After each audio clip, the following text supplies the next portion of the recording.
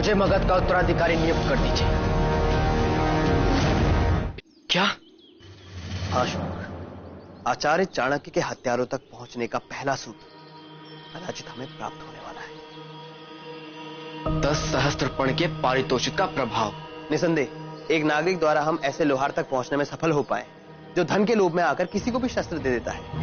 ऐसे व्यक्ति के पास वही लोग जाते हैं जो इस प्रकार के आक्रमण की तैयारी कर रहे हैं। और उसके पश्चात मैंने जांच की, आचार्य चाणक्य पर प्रयोग किए गए शस्त्र भी उसी लोहार के यहां निर्मित प्रतीत हो रहे हैं। तो फिर विलंब क्यों आचार्य? हमें तुरंत उसके पास जाना चाहिए। मेरे घड़ियाली अश्रुओं पर पिताजी महाराज ने विश्वास कर लिया, आत्मग्लानि से भर उठे। आपका सुझाव सफल हो। जैसा हम कहें वैसा गाते रहो, सदैव सुरक्षित रहोगे। पर आपके बिना मैं कैसे? यदि सुशील या रानी चारुमित्रा अपने तंत्र शक्ति के उपयोग से आपको अपने वश में कर सकती है, तो मैं उनका सामना कैसे कर पाऊंगा? और अशोक भी मेरा शत्रु बन चुका है। मेरे चारों ओर केवल शत्रु है, केवल शत्रु। श्यामक, हम अभी जीवित हैं और जब तक तुम्हें उस सिंहासन पर नहीं बिठा देते हम मरने वाले नहीं। एक योजना विफल हुई, हम नहीं, हमने योजना परिवर्तित कर दी है, लक्ष्य नहीं।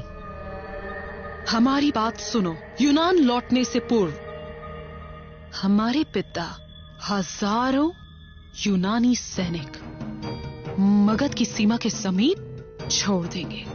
तुम्हें उनके पास जाना होगा और हमारा संदेश देना होगा।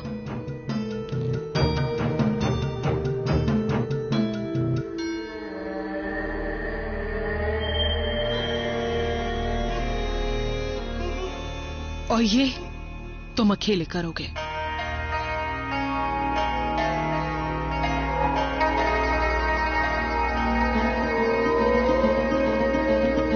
ये हमारे पिता ने हमें भेंट किया था। इसे यूनानी सेना अध्यक्षों को दिखाओ, वो तुम्हारे आदेश का पालन करेंगे।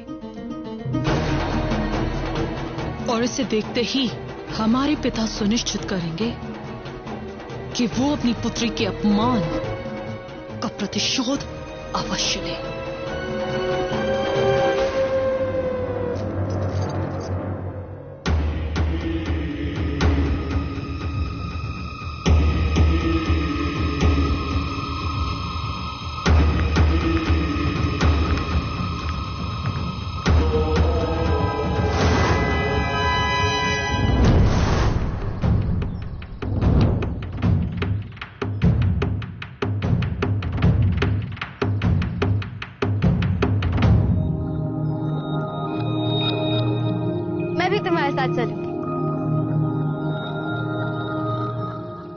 गौरव की मैं किसी आवश्यक कार्य के लिए जा रही हूँ। हाँ, यदि तुम घूमने जाना चाहती हो तो मैं तुम्हारे लिए व्यवस्था करवा देता हूँ। मैं अकेले कहीं नहीं जाऊंगी और ना ही तुम्हें जाने दूंगी।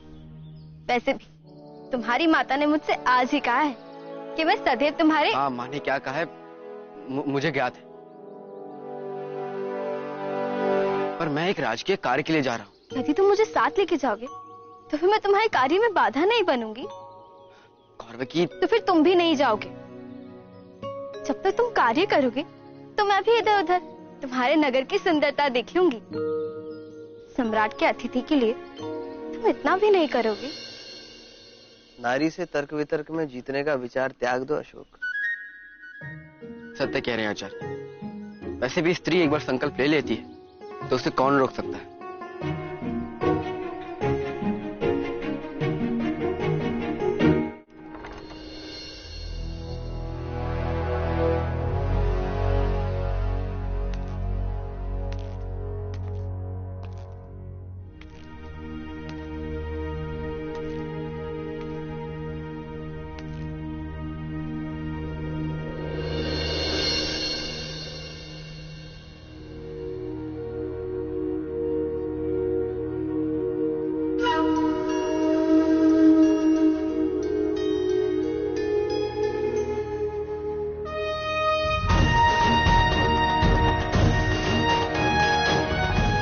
बिंदुसार मौर्य शपथ लेता हूं अपने पिता चंद्रगुप्त मौर्य द्वारा स्थापित किए गए वंश की प्रतिष्ठा बनाए रखूंगा। मैं उन सारे सिद्धांतों की रक्षा करूंगा जो मौर्य साम्राज्य की आधारशिला। आचार्य चाणक्य द्वारा दिखाए गए मार्ग पर चलकर मैं मगध को बाहरी और आंतरिक शत्रुओं से सुरक्षित रखूंगा।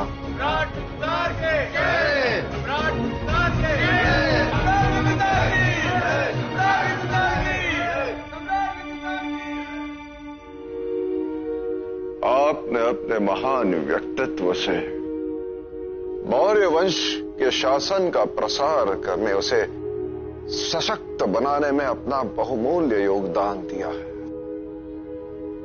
आपके दर्शन मात्र से ही हृदय गर्व से भर उठता है। और एक मैं, बिंदुसार मौर्य, जिसने अपने वंश,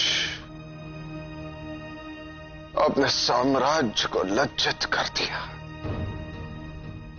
आज के पश्चात जब भी इतिहास मौर्य वंश की गाथा सुनाएगा, उसमें बिंदुसार का नाम एक दुर्बल, एक असफल राजा के रूप में स्मरण किया जाएगा। साम्राज्य संभालना तो दूर, मैं तो अपने परिवार को भी नहीं संभाल पाया। परिवार में इतना कलह, इतने षड्यंत्र, और इससे मैं अनिभिज्ञ रहा। यह भी नहीं पहचान पाया कि इस परिवार में, इस वंश का शत्रु कौन है। अपराधियों को आश्रय देता रहा और धर्मशीलों को दंड। जो कुछ भी हुआ उससे यही प्रमाणित होता है कि इतने वर्षों में मेरा अपना कोई दृष्टिकोण नहीं। जिसने जो दिखाया मैं वही देखता रहा, जिसने चाह भ्रमित किया और मैं होता रहा। ऐसा अंधविश्वास। मेरी अपनी मां मेरे प्राण लेना चाहती थी, मेरा भाई मेरे प्राण लेने चाहते थे। जिस परिवार को एक आदर्श परिवार होना चाहिए था, वही आज समाज के पतन का सूचक बन गया है। मेरे समक्ष मेरी पुत्र की हत्या की गई और उसे न्याय देने के लिए अपने निर्दोष पुत्र को इन्हीं हाथों से मारने चला था।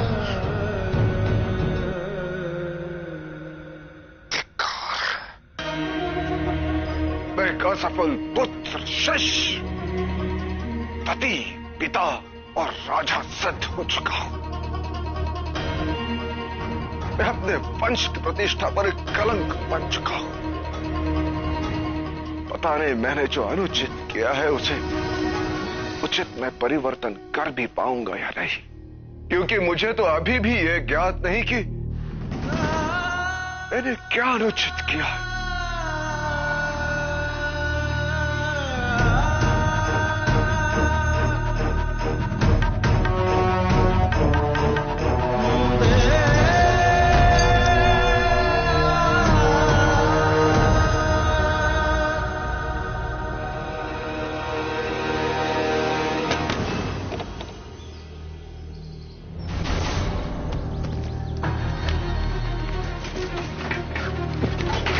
आचार्य चाणक्य की हत्या में प्रयोग किए गए शस्त्र तुम्हारे द्वारा निर्मित है ना?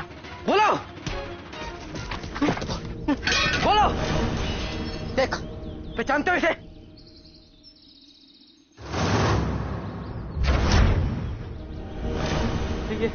ये मैंने ही बनाया है, परंतु इनका आचार्य चाणक्य की हत्या से क्या संबंध है ये मैं नहीं जानता। कौन आया था? किसने लिया था ये? वो कोई राजवंशी है? बोलो। मुझ पर भरोसा करिए राजकुमार, मैं कुछ नहीं जानता। मुझ पर भरोसा करिए राजकुमार।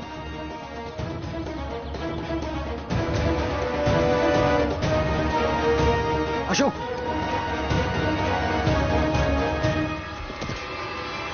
यदि कोई राजवंशी होता वो मुझे स्मरण होता राजकुमार, परंतु मेरे यहाँ जो भी आता है वो अपनी पहचान छुपा के रखता है, और मैं भी उन्हें बिना प्रश्न पूछे शस्त्र बेच देता हूँ राजकुमार। बंदी बना लो इसे।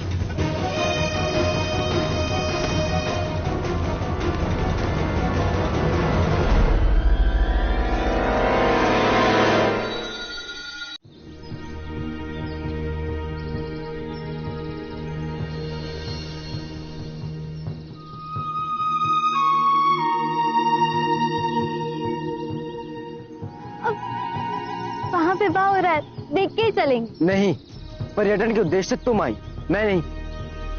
हमारे पास समय नहीं है, चलो यहाँ।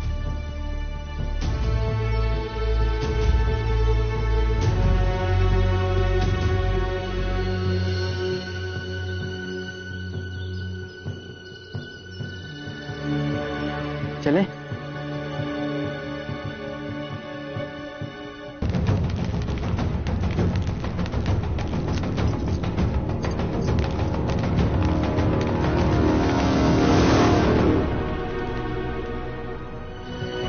राजकुमार अशोक, आइए।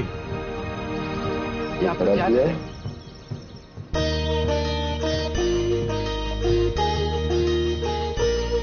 हमारे यहाँ विशेष अतिथि को यह पहनाया जाता है।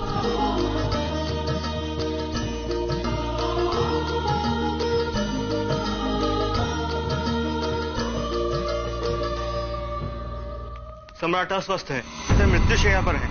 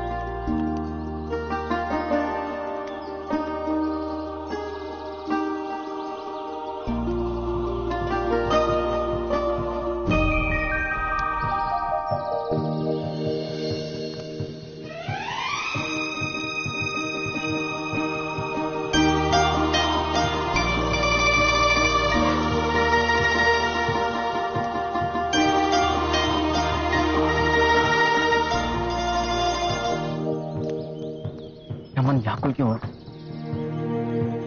ऐसे क्यों लग रहा है कुछ अनर्थ घटित हो रहा है?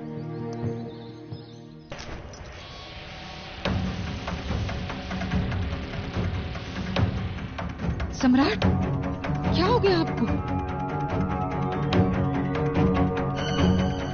क्या हुआ सम्राट को? कोई राजवैद्य को बुलाओ। अशोक, अशोक कहाँ है?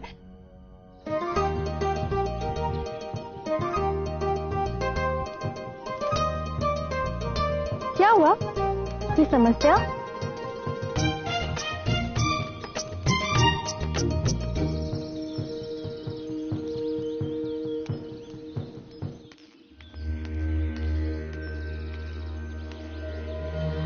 श्यामक का पता नहीं राजकुमार, मैं तो कब से यहीं, मैंने उन्हें बाहर आते नहीं देखा।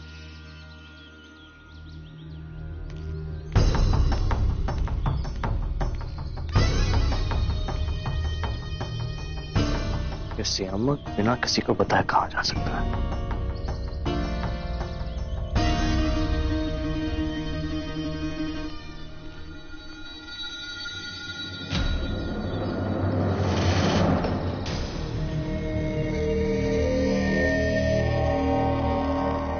श्यामक बिना बताए ऐसे क्यों भाग गया?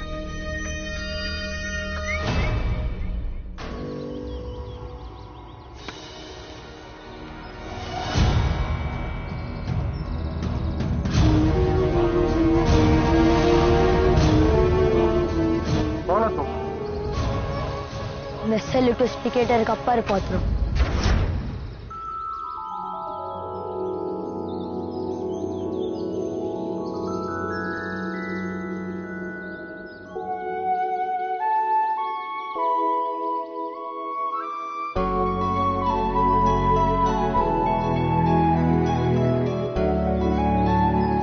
अब चलें? अब विदाई तो होने दो। मैं लौटना चाहता हूँ। क्यों? मैं ऐसे किसी को भी अपने माता पिता से बिछड़ते हुए नहीं देख सकता। पर यही तो प्रथा है। और देखो ना, वर वधू एक दूसरे के साथ कितने खुश हैं।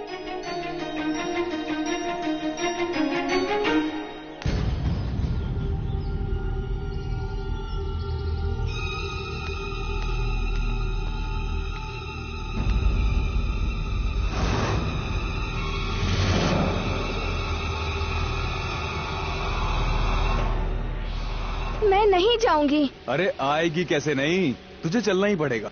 और मैं देखता हूँ यहाँ मुझे कौन रोकता है। हे प्रभु, मेरा विवाह हो गया है। तुम्हारा विवाह हो गया या कुछ भी हो गया, मैं नहीं जानता। तुम्हारे पिता ने मुझसे ऋण लिया है और जब तक ये मेरा ऋण नहीं चुकाते तब तक तुझे मेरी दासी बनकर रहना पड़ेगा।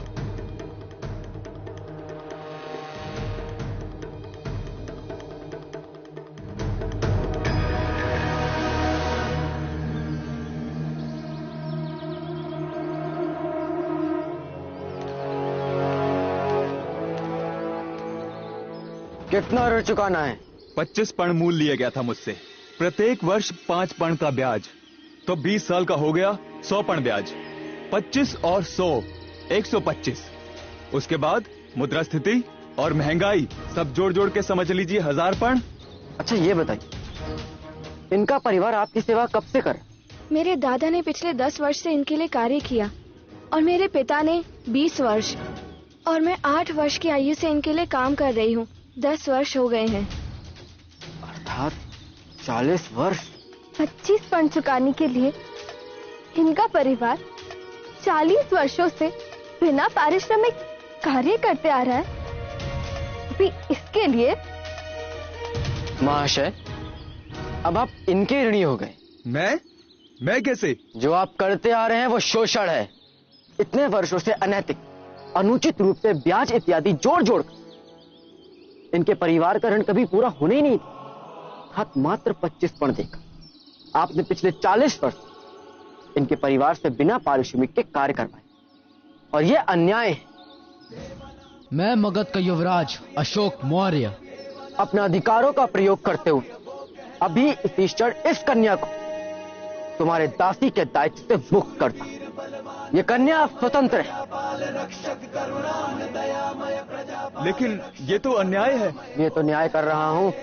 अब जितनी धनराशि तुम्हें इसे देनी है वो तो, अन्यथा तुम्हें 18 वर्ष का कारावास दंड दिया जाएगा। पर ये तो अन्याय है।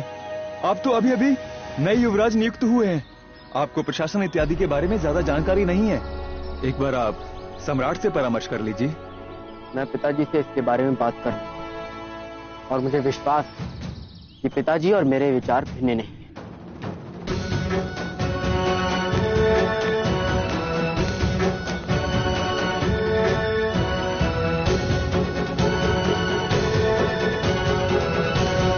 ये सब अन्याय है।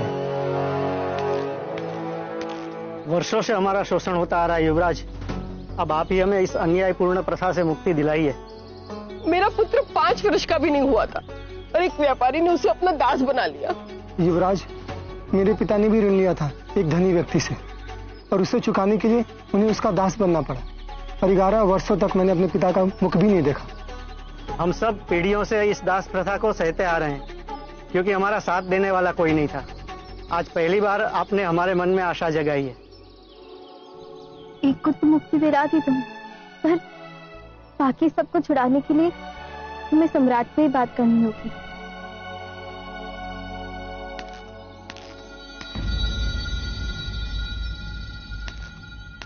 मैं एक अति आवश्यक संदेश लाया राजमाता का, और ये मुझे सेल्यूकस निकेटर को ही देना है, उनसे भेंट करके ये दिखाना उन्हें, तो वो समझ जाएंगे कि ये संदेश उनकी पुत्री का ही है। समय नहीं है, इसलिए तुरंत इस पर कार्यवाही की जाए। अवश्य। आकाश में जैसे एक साथ 2 सूर्य नहीं होते,